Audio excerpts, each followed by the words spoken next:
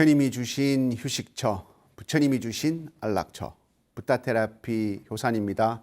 반갑습니다. 우리는 지난 시간 기도를 꼭 이루고 싶다. 또 기도의 가피를 꼭 받고 싶다. 그러기 위해서는 반드시 청정한 마음, 청정한 계를 지키는 것이 필수다라는 이야기를 여러분 나누었습니다. 그런데 만약에 내가 기도 가운데 너무 큰 죄를 또는 큰 계를 어겨버렸다. 그럴 때는 어떻게 해야 되겠습니까? 참여도 해야 되겠지만 기도를 다시 시작해야 됩니다. 다시 깨끗이 비우고 새 술을 새 부대에 담아라. 아시죠? 그죠? 완전히 새롭게 시작해야 됩니다. 오늘은 그러한 얘기. 기도를 했는데 왜? 아무런 가피도 일어나지 않고 오히려 내게 안 좋은 일이 일어나지, 그런 일들이 가끔씩 있다면 그것은 금생이나 전생에 큰 계를 어기기 때문에 그런 것이다 라는 이야기로서 나누어 보도록 하겠습니다. 본문을 들어서 오히려 독이 되어버린, 그 사람에게 독이 되어버린 그러한 이야기입니다. 부처님께서 천파국이라는 나라에 항암옥가에 계셨을 때의 이야기입니다. 부처님께서 그날은 이제 보름이 되어서 비구 수행자들에게 열반의 법문, 니르바나의 법문, 수행의 마지막인 열반을 이룰 수 있는 법문을 하게 된 때가 된 겁니다. 그래서 많은 비구들이, 1250명의 비구들이 부처님의 법문만 다 이렇게 두 손 모아서 그 마지막 법문을 듣고 깨달음을 이루리라 라는 간절한 마음으로 모여 앉아 있었어요. 글식을 마치고 한 오전 12시 여기서부터 이제 앉아 계셨던 거예요. 다 법문의 시간 앉아 있었는데 부처님께서 비구들이 다 앉아 있는데 아무 말씀 없이 가만히 앉아 계시는 거예요. 5분, 10분, 5분, 10분이 뭐예요? 1시간, 2시간, 3시간, 4시간, 5시간, 6시간. 밤 10시가 되어도 계속 앉아 계시는 거예요. 그래서 그 비구들도 정말 대단하죠. 난 12시부터 밤 근 10시가 다 될 때까지, 그 시간을 초야라고 합니다. 초야가 다 될 때까지 계속 비구들도 다 부처님이 언젠가는 말씀하시겠지 기다리고 있었습니다. 그래서 한 비구가 일어나서 부처님 이제 진짜 초야가 되었습니다. 밤 10시 가까이 거의 하루 종일을 이 비구들이 부처님의 열반의 법문을 기다리고 있는데 이제는 그 법문을 설해 주십시오 하고 간절하게 청하고 다시 앉았습니다. 그럴 때 부처님께서 말씀해 주셨을까요? 안 해주셨을까요? 맥락상 그래도 안 해주시는 거예요. 이상하다. 부처님께서도 그렇게 간절하게 말했는데도 계속 침묵으로 앉아 계시는 거예요. 탁 이렇게 앉아 계시는 거예요. 그 시간이 또 1시간, 2시간, 중야 밤 12시가 가까웠습니다. 그러니까 또 그 말했던 비구가 일어나서 부처님 이제는 또 시간이 흘러서 자정이 가까웠습니다. 이제 우리는 하루 종일 우리 비구들이 기다렸습니다. 부처님 이제 열반의 법문을 해 주십시오. 그런데도 또 부처님께서 그 이후에도 침묵으로 탁 앉아 계시는 겁니다. 1시간, 2시간, 이제 후야 새벽 3시가 되어버렸습니다. 이제 하루가 지나서 이틀이 되어가는 거예요. 그래서 또 그 비구가 참다 못해 부처님께, 부처님 이제 하루가 지나서 이틀로 넘어가는 후야가 되었습니다. 새벽이 되었습니다. 곧 먼동이 올 건데 이제는 정말 법문을 좀 해주십시오. 그렇게 하고 앉았으니까 부처님께서 그 이후에 말씀을 하셨습니다. 이 대중들 가운데, 이 비구들 가운데 부정한 자가 있다라고 말씀하신 거예요. 그래서 그 말을 듣고 목건현 존자는 부처님 다음으로 신통력이 아주 뛰어난 제자입니다. 그 목건현 존자가 대중들을 쏙 훑어보니까 과연 부정한 자가 있는 겁니다. 부처님께서 이 부정한 자가 하루 종일 부처님께서 기다리는 시간 동안 스스로 참여하고 이 대중에서 빠져나오기를, 물러나기를 바랬는데 이 비구가 끝까지 자기 자신을 속이거나 또는 자기가 지었고도 나는 죄를 짓지 않았다고 생각을 하는구나. 내가 이 비구를 찾아내야 되겠다라고 생각을 해서 다심통으로 그 비구를 찾아내어서 그 법회 밖으로 끌고 나가게 됩니다. 그 끌고 나가는 비구를 보면서 부처님께서 이렇게 말씀을 하십니다. 부정한 짓을 저지른 비구여, 다시는 이 대중들에게 오지 마라. 대중들과 어울리지도 마라. 이렇게 정말 어떻게 보면 아주 매정한 말씀이죠. 그렇게 하면서 내어 보내게 됩니다. 그러면서 부처님께서 그 이유를 설명해 주십니다. 저 비구는 개인적으로 마음이 어긋난 그런 3명의 비구들을 뒤에서 지속적으로 험담을 하고 다녔다. 아닌 일을 했다고 하고, 한 일을 정말 청정하고 자비로운 행을 한 일을 하지 않았다고 이야기하고, 그러다 보니까 거짓말이 점점 커져서 나중에는 승가를 욕하고 불법을 욕하게 되는 그러한 큰 바라이죄를 저질렀다라고, 그러므로 저 비구는 우리 대중들과 같이 어울릴 수가 없다라고 그렇게 말씀을 하셨습니다. 마치 큰 바다, 우리 부처님의 청정한 법의 바다, 그리고 청정한 마음으로 모인 스님들의 수행의 바다에 죽은 시체가 물 위에 떠 있다면, 마치 큰 바다가 파도를 쳐서 그 시체를 해변가로 몰아내듯이 우리 청정한 비구들은 저러한 부정한 계를 어긴 자와 어울리지도 않고, 그리고 스스로 그 죽은 시체처럼 무트로 물러나야 되느니라. 그러므로 저러한 남을 비방하고, 그리고 한 일을 하지 않았다고 하고, 그리고 하지 않은 일을 했다고 하는 그런 비구들과는 어울리지 말라라고 아주 냉엄하게 말씀을 하셨습니다. 그리고 또 그렇게 얘기하십니다. 그리고 만약 저 비구가 내가 불쌍한 마음이 들어서 초야나 중야에 법문을 해줬다면, 저 비구는 천신들의 그러한 엄중한 그러한 법을 보호하는 마음에 의해서 저 비구는 머리가 터져서 죽었을 것이다 라고 말씀하시는 거예요. 왜 그런 건가요? 부처님께서 그렇게 말씀하십니다. 청정한 계율로서 우리 비구들은 몸으로 삼는다면 마치 살아있을 때는 어떠한 몸의 변화가 일어나지 않지만, 청정한 계를 버리고 마약에 목숨을 다한 시체처럼, 시체가 살아있을 때는 아무렇지도 않았지만 죽으면 곧 몸에서 구더기가 생겨가지고 몸을 뚫고 밖으로 나오는 것처럼, 저 비구는 자기 스스로를 속인 그러한 마음이 청정한 계를 뚫고 나오듯이 천신들의 그런 엄중한 경고에 의해서 머리가 터져 죽었을 것이다. 그래서 내가 후야까지 기다려서 저 비구에게 기회를 주었던 것이다 라고 말씀을 하셨던 것입니다. 우리가 오히려 그 비구는 내가 그 세면욕한 게 뭔 큰 죄야 라고 생각을 했지만, 성가의 질서를, 성가의 하합을 깨트리는 큰 계를 어긴 것입니다. 그러한 계를 어긴 것은 마치 독을 입에 품고 온몸이 독이 퍼진 상태에서 부처님의 좋은 법문, 좋은 약을 먹고서 내가 건강해져야지, 내가 깨달음을 이루어야지 하는, 내가 기도의 가피를 얻어야지 하는 그런 어리석은 바램과 같습니다. 만약 내가 기도하는 가운데서 정말 큰 거짓말을 했다, 또 스스로 큰 살생의 마음을 가져서 정말 남에게 씻을 수 없는 상처의 말을 했다, 그러한 생명에 죽이는 버금가는 그러한 상처를 주는 말을 했다, 만약에 그렇게 했다면 그것을, 그 기도, 그 법회에서 물러나야 되는 것처럼 그 기도는 가감하게 어떻게 해야 되겠습니까? 버려야 됩니다. 새롭게 부처님께 참여를 하고, 제가 다시 청정한 마음과 청정한 계율로서 내가 기도를 다시 시작하겠습니다. 수행을 다시 시작하겠습니다. 초심으로 처음부터 하나하나 다시 내가 밟고 올라가겠습니다.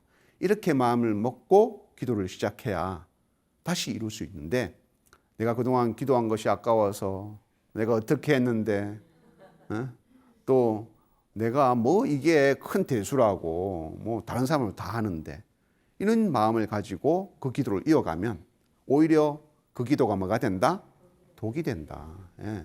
오히려 나를 죽이게 되는 그런 독을 품고 수행을 하는 것과 같다라는 것을 이 부처님의 일화에서 우리가 알 수 있는 겁니다. 그래서 여러분들이 잘 아는 성철 스님은 정말 기도를 지극히 이루고자 하는 사람은 내가 다급생리에서 내가 가장 큰 죄인이다. 나는 걸레와 같은 사람이다. 가장 더러운 내 마음의 업을 내 스스로 딱 닦으려고 결심을 먹은 만큼 나는 정말 걸레와 같다. 나는 정말 내가 가장 비천하다. 항상 그런 업을 지어왔던 다급생리의 업을 이번 생에 떨쳐내기 위해서는 그러한 마음가짐을 가지고 기도를 해야 된다고 말씀을 하셨습니다. 만약에 우리가 기도를 하면서 가피를 이루려고 하고 그리고 내가 원하는 바를 얻고자 한다면 정말 간절한 마음으로 계를 철저히 지키는 그 일부터 시작을 해야 됩니다. 그런데 만약 그러지 못한다면 새로운 기도를 해야 된다는 것. 그리고 반드시 큰 계를 어기고 기도하는 것은 마치 독을 품고 기도를 하는 것과 같다. 독을 먹고 기도를 하는 것과 같다라는 이야기를 여러분들과 나누어 보았습니다.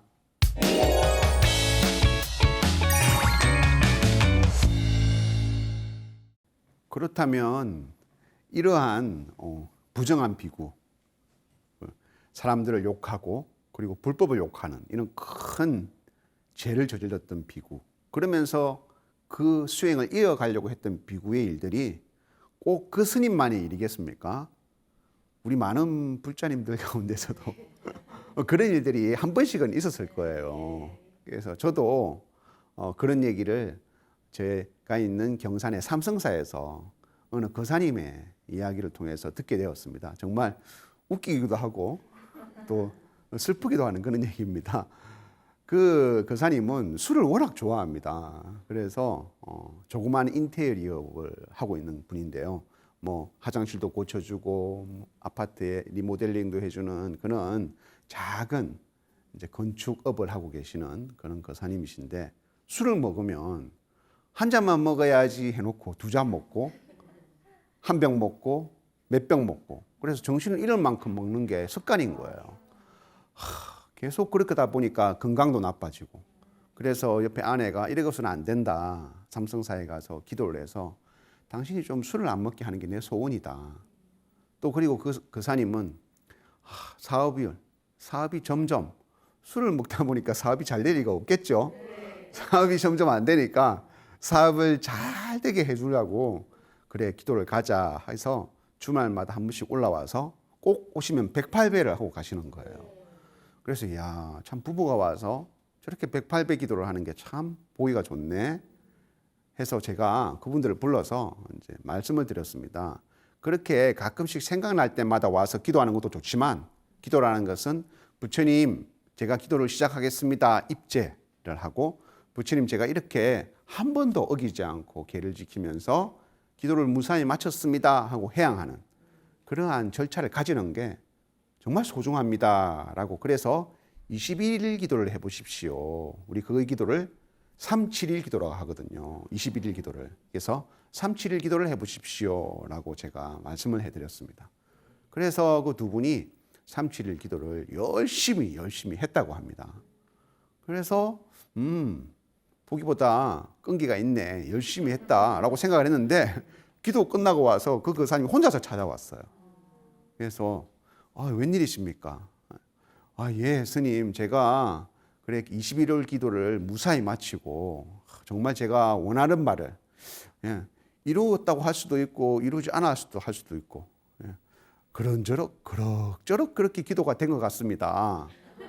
그래서 제가 그럭저럭 기도가 된 거는 또 무슨 말입니까? 라고 물어를 봤어요. 그러니까 이 거사님이 하시는 말씀이 그겁니다. 아니 제가 기도를 하는 가운데 스님께서 기도를 처음 시작하실 때 21일 기도를 할 때는 하루라도 빠지면 안 됩니다. 하루라도 빠지면 다시 시작해야 됩니다.